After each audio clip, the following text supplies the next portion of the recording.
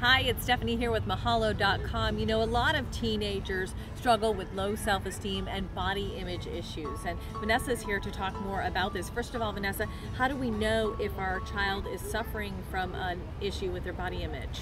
You know, it's really hard because I always treat this subject very delicately because your teenager is going to be changing a lot. So a lot of the times they're going through changes, and you want to be really careful not to project or see a normal hormonal development or normal change as a big deal. So what I always say to parents is to do research, but to be careful not to project onto your kids. So for example, if you've had body image issues or you've had family members or friends who have body image issues, don't always look for symptoms in your children.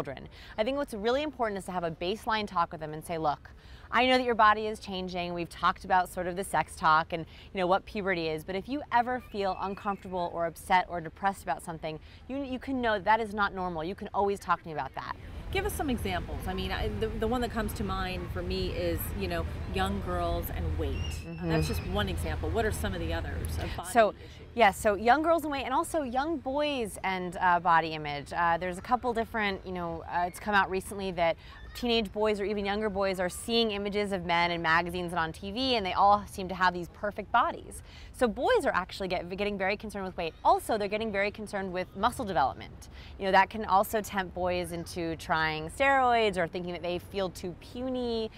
Those are all very, very hard on a boy's self-esteem, and it can make him act out in other ways.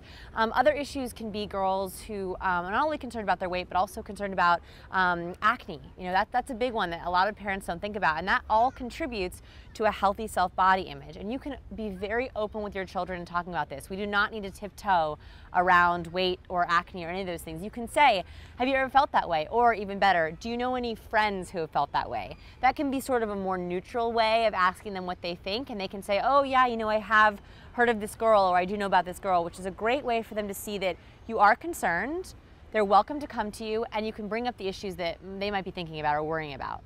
Okay, so how do you know if your child is, having a serious problem? I guess there are so many examples. Maybe we'll use girls and weight loss as an example. Okay, so for example, I think that if you really do think it's serious and you've seen dramatic weight changes, you've seen depression, change in sleep is another really big one, if their sleeping patterns are off. If you see that they're restricting food, or if you found food that's thrown away, those can be all important signs. You also want to look at maybe browsing history. A lot of the times girls will search, or even boys will search for things in their browser history about body image or weight loss. That can be also a clue for you to see, okay, what's going through their head, and that's when you want to bring in a third person. School counselors do a great job of sort of gauging how much needs to be helped.